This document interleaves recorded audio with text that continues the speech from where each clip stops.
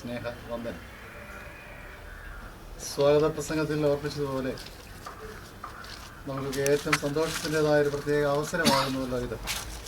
നമ്മുടെ ഈ പ്രിയപ്പെട്ട അപ്പച്ചൻ ഇന്ന് 90-ാം ജന്മദിനം കൊണ്ടാടുന്നതായ പ്രത്യേക അവസരം, ദൈവം കൊടുത്തതായ ആയുസ്, ആരോഗ്യം, അതുപോലെ തന്നെ ദൈവം തമ്പുരാൻ കൊടുത്തതായ ജീവിതത്തിൻ്റെ സാഹചര്യങ്ങൾ, അവിടെയൊക്കെയും കർത്താവിനോട് ചേർന്ന് വളരെ ഫലകരമായിട്ടുള്ള ശുശ്രൂഷകൾ നിറവേറ്റുവാൻ തക്കവണ്ണം ദൈവം തന്നെ ദാസനെ കുടുംബമായിട്ട് ഇടയാക്കി.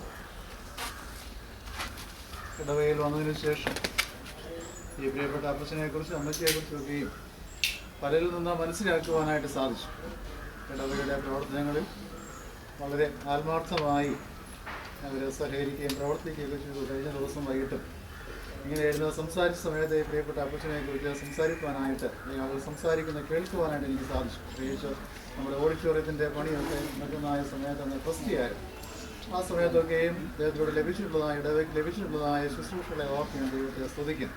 നമ്മുടെ മാതാപിതാക്കന്മാരോടൊക്കെ നമുക്ക് ലഭിച്ചിട്ടുള്ള നന്മകളാകുന്നുവല്ലോ ഇന്ന് നമ്മുടെ ജീവിതത്തിൽ നാം അനുഭവിക്കുന്നതായ അനുഗ്രഹങ്ങൾ, അല്ലെങ്കിൽ നാം ആയിത്തീർന്നിരിക്കുന്നതൊക്കെ അതിൻ്റെ അവരുടെ അധ്വാന ഫലമായിട്ടാകും. അതിനൊക്കെ ഓർത്ത് നമുക്ക് ദൈവത്തെ സ്തുതിക്കാൻ. പ്രത്യേകിച്ച് ഈ 90-ാം ജന്മദിനം ആഘോഷിക്കുന്നതായ പ്രിയപ്പെട്ട അപ്പച്ചന് എല്ലാവിധമായ ജന്മദിനാശംസകളും ഈ സമയത്ത്